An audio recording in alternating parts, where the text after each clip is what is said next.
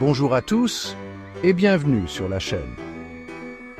Aujourd'hui, nous abordons un sujet essentiel.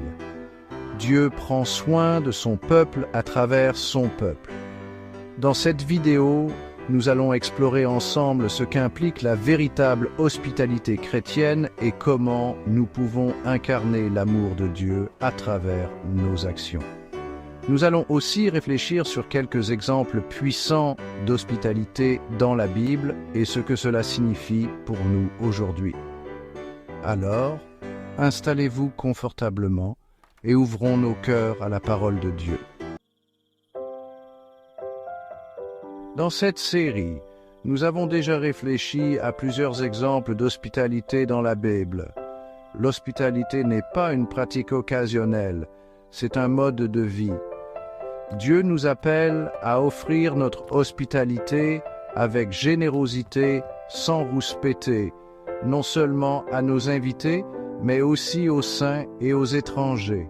Cela va au-delà d'un simple acte d'accueil, c'est un reflet de l'amour de Dieu envers les autres. En tant que croyants, nous sommes appelés à refléter l'image de Christ. Lorsque nous offrons de l'hospitalité, nous montrons l'amour de Dieu de manière concrète. Imaginez un monde où chacun d'entre nous serait prêt à ouvrir ses portes, honorer les autres plus que soi-même et partager généreusement.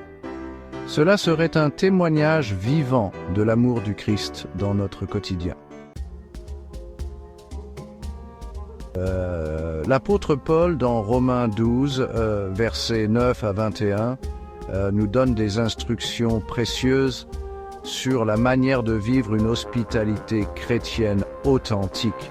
Ce passage nous rappelle que l'hospitalité exige de partager non seulement nos biens matériels, mais aussi notre temps, nos compétences et nos ressources. Elle exige des sacrifices, mais c'est avant tout un acte d'amour en action.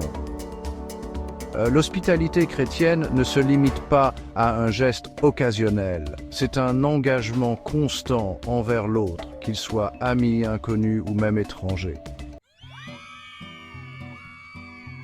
La Bible regorge d'exemples où des personnes ont offert une hospitalité généreuse. Par exemple, Marthe et Marie, qui ont accueilli Jésus dans leur maison avec chaleur et respect, comme on le voit dans Luc chapitre 10, versets 38 à 42. Priscille et Aquilas, qui ont ouvert leur maison pour héberger l'apôtre Paul et l'aider dans son ministère, selon Actes chapitre 18, versets 2 à 3. Abraham et Sarah, qui ont accueilli 3 voyageurs, dont l'un était un ange, en leur offrant une hospitalité exceptionnelle, relatée dans Genèse chapitre 18, versets 1 à 8. Tabitha, qui a fait preuve de bonté en partageant ce qu'elle avait avec les nécessiteux, mentionné dans Actes chapitre 9, verset 36. Boaz, qui a montré une grande générosité envers Ruth, une étrangère et veuve, comme décrit dans Ruth chapitre 2, versets 8 à 16. L'hospitalité est bien plus qu'un acte isolé, c'est une manière de vivre. Chaque fois que nous ouvrons nos portes et nos cœurs aux autres, nous avons l'opportunité de manifester l'amour de Dieu. Mais avant tout, il est essentiel de s'interroger.